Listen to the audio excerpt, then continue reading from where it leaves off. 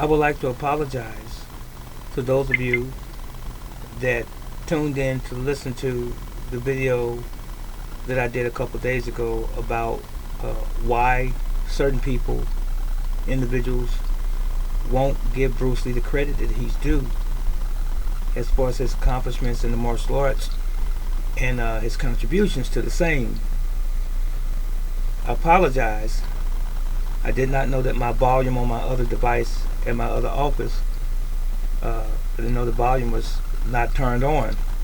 And it took me well over half an hour to do that video, and I did it as I always do, with intent, passion, and substance.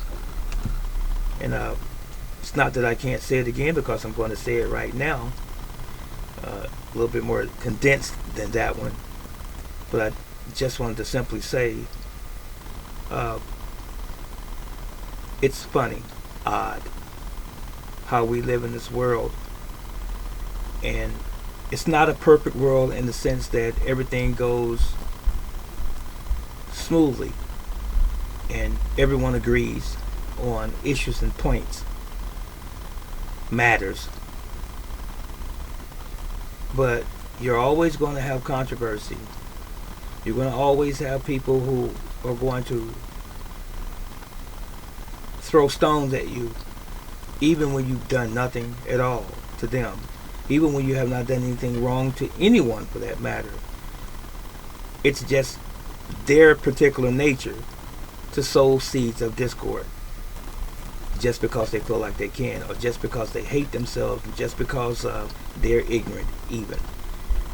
And this is no different. Approximately 50 years has passed already since Bruce Lee's death, and he's still the most talked about martial arts icon or master in the world. He is. Doesn't that say something about his status? Doesn't that say something about his contributions in and of itself, that the world still acknowledges him by and large? Not the detractors that are in smaller percentage. Nevertheless, there's still detractors, and there's still trolls that you find on the internet. People that call me, for example, a Bruce Lee fanboy doesn't mean anything to me, but it just basically points out how ignorant they are and how unlearned they are. Bruce Lee has enhanced the career of so many celebrities in the martial arts community over the years, and the movie community, that is. Bolo Young, whose real name is Yang Z, in Enter the Dragon, his career skyrocketed after Enter the Dragon with Bruce Lee, for example. Angela Mao, she was another one. She's still living, retired. John Saxon, rest in peace. He had something to add to his portfolio, and the late, great Jim Kelly, his career was enhanced. He followed with several movies after Enter the Dragon, Black Belt Jones, Black Samurai, Three the Hard Way, One Down, Two to Go, this kind of thing. Became very popular, and Jackie Chan was another one that got his career boosted even more. He was a stuntman already, and he worked on 2 projects with Bruce Lee. Enter the Dragon was one, and China's Connection was another one. And these people adored Bruce Lee for the most part. And Kareem Abdul-Jabbar, I would be remiss if I didn't mention, NBA basketball player and legend during that time. And James Coburn, rest in peace. He was another actor. Dean Martin, so forth. Steve McQueen. Bruce Lee. Jesse Glover, his first black student in the school, John Pham. But this man, some are saying he was just an actor. He didn't complete Wing-Chun system. So what? He became what he wanted to become. First and foremost, he was an individual, as I am, and as many of us may be. I love being independent and an individual, because you're not swayed by all of the masses and the bullcrap that goes along with it. I don't like trying to embellish the truth. Be who you are, be uniquely yourself, and stop trying to follow the crowd because it may indeed be the majority. 1,000 people can run to destruction.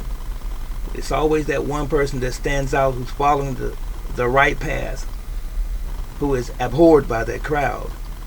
They don't care because they have the numbers. Don't be deceived thereby, my friends. It's unfortunate. But anyway, there was a couple people such as Victor Moore, Master Moore. I love him to death. I know who he is. As a matter of fact, he got me started in my first traditional martial arts school. He said that Bruce Lee was just an actor, and talked about him dancing around, and not doing karate or whatever martial arts. And that's already been in his videos, so you can find it on YouTube.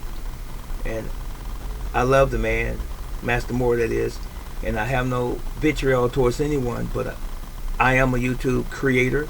I'm a commentator. I'm going to give my viewpoint, and if someone can't take what my viewpoint is, then that's really sad, and it's tough. We all have our own opinions or views, such as myself, and when we give our views, sometimes it's met with vitriol. Sometimes it's met with, with an intense hatred and jealousy, because people don't like you being independent because you don't fall into their mold, or you're not part of their clique, their group. And if you have to be a part of a clique or a group like that, then you must be doing something wrong, honestly. So Bruce Lee was the same type of individual. He didn't care that he taught martial arts or kung fu to non-Asians. Jesse Glover, he met his wife later, Linda Emery at the time, Linda Lee Cadwell now. He had other ethnic students, ethnic groups in his classes and so forth. He didn't care. He wasn't trying to follow some sort of status quo, as it were. So I admire that about him. And then ultimately he even married Linda Lee. So he felt that pressure of white society, white supremacist ideology, if you will, and he felt the pressure of the martial arts community too, traditional martial arts community, because he didn't do things according to the way they wanted him to do it, but he was his own person. How beautiful to be your own person. And my question, as I'm going through this brief video, are you your own person, or do you have to attach yourself? Are you a follower and you say, well, I'm part of this clan or this group or this society? Speak for yourself, stand for yourself, be yourself. Bruce Lee did that. Unfortunately, he didn't live beyond the age of 32, but I believe that he accomplished what he wanted to in that short span of time. He did indeed express himself through martial arts. And one of the classic examples of this was when you watched his movie Enter the Dragon. Unfortunately, he did not see how well it did in Hollywood, but it grossed more money than any action film during that time. And who did that? Just an actor? No. Bruce Lee did it. So he made everyone during that particular time that he lived want to do martial arts of some sort. Kung fu, karate, jiu-jitsu, boxing, whatever. Everyone wanted to do martial arts. Everyone wanted to look like Bruce Lee, dress like him. There was even a Bruce Lee look-alike contest after he passed away. I do remember that very vividly. There was people from all over Asia trying to look like Bruce Lee to win a contest. And then there were all sorts of movies, Bruce Lee exploitation films, where people were using his name in the movies and trying to mimic him. So are you saying that this man was not a great martial artist? And he got all of this attention from the world?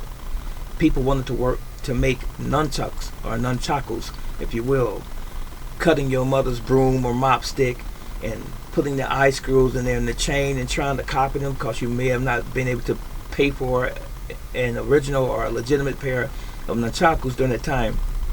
And what's crazy is that Bruce Lee, being Chinese, he popularized an Okinawan weapon, the nunchakus. That's not a Chinese weapon.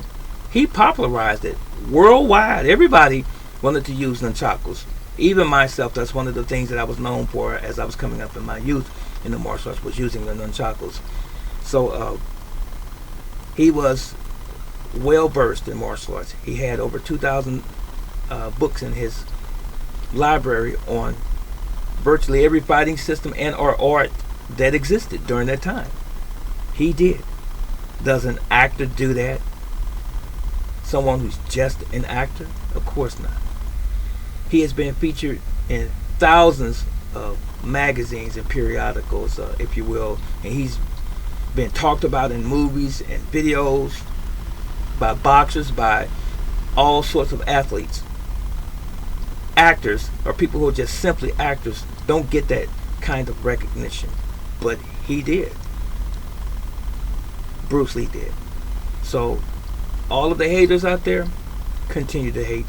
You're going to be who you are, but it's not going to change the accomplishments that Bruce Lee has made in the martial arts during his lifetime, and it's not going to change his legacy and what he's left behind for future martial arts practitioners, masters, just the same.